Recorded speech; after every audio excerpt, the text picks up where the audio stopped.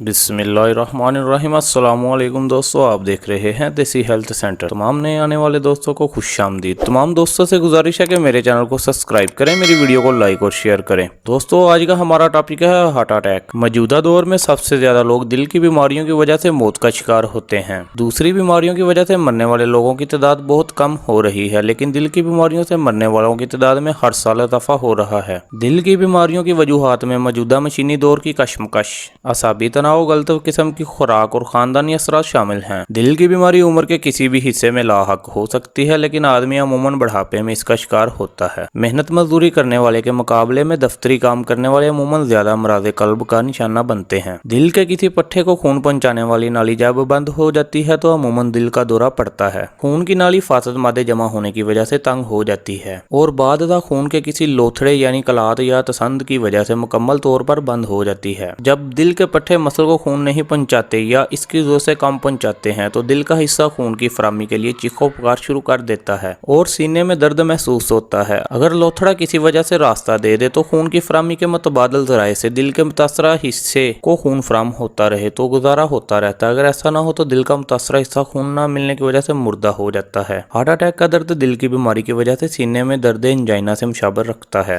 یہ عموماً سینے کے عین وسط میں ہوتا ہے۔ یہ درد بہت شدید اور تکلیف دہ ہوتا ہے اور سخت جکڑن محسوس ہوتی ہے۔ یہ درد انجائنا کے درد کے مقابلے میں کافی دیر تک رہتا ہے۔ انجائنا کا درد عموماً جسم میں مشقت کی وجہ سے ہوتا ہے، لیکن ہارٹ اٹیک کا درد عام طور پر آرام کی حالت میں شروع ہوتا ہے۔ کبھی کبھار ایسا بھی ہوتا ہے ہارٹ اٹیک کے باوجود درد محسوس نہیں ہوتا۔ اس صورت میں یہ تشخیص قدرے مشکل ہو جاتی ہے۔ مریض کی گھبراہٹ، پسینے اور موت کے خوف ہی سے اندازہ ہوتا ہے کہ یہ ہارٹ اٹیک ہے۔ حقیقت یہ ہے کہ ہارٹ اٹیک کا درد بہت ہی شدید ہوتا ہے، لیکن یہ مرض کی بلا تاخیر تشخیص میں رہنمائی کرتا ہے اور علاج فوری طور پر شروع کیا جا سکتا ہے۔ ہارٹ اٹیک کی تشخیص میں ECG بہت مدد دیتا ہے۔ ہارٹ اٹیک کے بعد شروع کے چند دن بہت نازک اور تشویشناک ہوتے ہیں، لیکن جیسے جیسے دن گزرتے جاتے ہیں مریض کے بچاؤ کے امکانات بڑھتے چلے جاتے ہیں۔ بعض لوگوں میں ہارٹ اٹیک کے بعد صرف سینے کے درد میں انجائنا کے دورے باقی رہ جاتے ہیں، جو عموماً محنت، مشقت، رات دیر سے زیادہ مقدار میں کھانے یا بسوں ٹیکسی کے پیچھے بھاگنے سے پڑتے ہیں۔ اگر چند احتیاطوں پر عمل کیا جائے تو ان دونوں سے نجات حاصل کی جا سکتی ہے۔ دل کے امراض اعلیٰ طبقے میں زیادہ پائے جاتے ہیں، مثلاً پیشہ ور افراد، صنعت کار، بینکار اور ایسے تمام لوگ جو دن بھر میں دفتروں میں بیٹھ کر کام کرتے ہیں اور جن پر ذمہ داریوں کا بوجھ زیادہ ہوتا ہے اور ساتھ ہی وہ مرغن غذا کا استعمال کرتے ہیں۔ اس کے برعکس جو لوگ جسمانی محنت کرتے ہیں اور ان پر ذمہ داریوں کا بوجھ زیادہ نہیں ہوتا وہ دل کے امراض سے عام طور پر محفوظ رہتے ہیں۔ اپنے ہاتھوں سے محنت مشقت کرنے والے یعنی مزدور اور مزدوروں میں تو دل کے امراض بہت ہی کم پائے جاتے ہیں۔ اس میں احتیاط جہاں تک امراض قلب کے سلسلے میں موروثی اثرات کا تعلق ہے، ان پر آدمی کا کوئی اختیار نہیں۔ یہ بات یقیناً آدمی کے اختیار میں ہے کہ وہ اپنے طرز احساس میں مثبت تبدیلی پیدا کرے اور چیزوں کا زیادہ اثر لینا اور اس طرح مبتلا ہونا چھوڑ دیں۔ صحیح خوراک کا استعمال اور ورزش کو یقیناً ایسی چیزیں ہیں جو 100% آدمی کے اپنے اختیار میں ہیں۔ ہارٹ اٹیک کے بعد کیا کرنا چاہیے؟ ہارٹ اٹیک کے بعد تقریباً 6 ہفتے تک آرام کرنا ضروری ہے، کیونکہ دل کے متاثرہ حصے کو صحت یاب ہونے میں اتنا عرصہ ضرور لگ جاتا ہے، اگرچہ اس کا انحصار اس بات پر بھی ہے کہ دل کا کتنا حصہ ہارٹ اٹیک سے متاثر ہوا ہے۔ شروع میں مکمل طور پر بستر میں آرام کرنا چاہیے اور جب حالت کچھ سنبھل جائے تو مریض بستر میں بیٹھ سکتا ہے اور اپنے پاؤں بستر سے نیچے لٹکا سکتا ہے۔ اس کے بعد مریض دن میں 1 گھنٹہ یا 2 گھنٹے کرسی پر بیٹھ سکتا ہے اور غسل خانے تک جا سکتا ہے۔ اگر مریض 6 ہفتے تک ڈاکٹر کے مشورے کے مطابق بستر میں مکمل آرام کرے تو پھر وہ کم از کم 3 ہفتے تک مکمل چلنے پھرنے کے قابل ہو سکتا ہے۔ یاد رکھیں کہ ہارٹ اٹیک کے بعد دل کو کام کرنے کے قابل بنانے کے لیے مکمل آرام بہت ضروری ہے اور اس سلسلے میں لاپرواہی برتنا بہت نقصان دہ ہو سکتا ہے۔ ہارٹ اٹیک کے بعد مائع خوراک دی جاتی ہے۔ چند دن کے بعد ٹھوس خوراک کا اضافہ کیا جا سکتا ہے، لیکن اس بات کا خیال رکھنا چاہیے کہ خوراک ہلکی ہو اور ضرور ہضم ہو اور زیادہ مقدار میں استعمال نہ کی جائے۔ جو چیز ہارٹ اٹیک سے پہلے بد ہضمی کا سبب بنتی تھی اس سے مکمل طور پر پرہیز کریں۔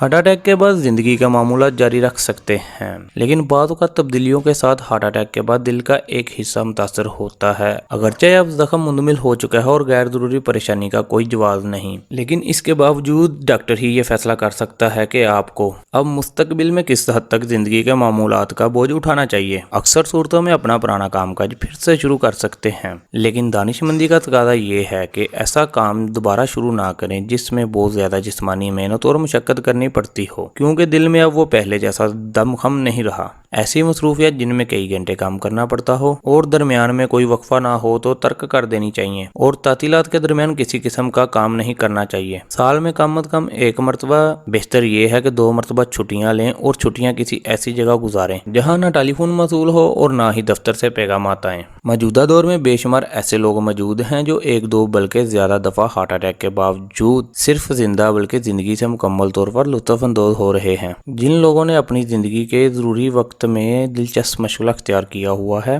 وہ خاص طور پر پرلطف زندگی بسر کر رہے ہوتے ہیں۔ ہارٹ اٹیک کے بعد خوراک کم مقدار میں کھائیں۔ جب آپ محسوس کریں کہ ابھی کچھ بھوک باقی ہے تو کھانا چھوڑ دیں۔ رات کو دیر سے کھانا نہ کھائیں۔ شور شرابے اور ہنگامہ انگیز محفلوں اور پارٹیوں میں شرکت سے گریز کریں۔ تمباکو نوشی مکمل طور پر ترک کر دیں۔ اگر شراب کے عادی ہیں اور شراب چھوڑنا مشکل ہے تو کم مقدار میں استعمال کریں اور کچھ عرصے بعد اس کو مکمل طور پر چھوڑ دیں۔ اگر وزن زیادہ ہو تو ڈائٹنگ کریں۔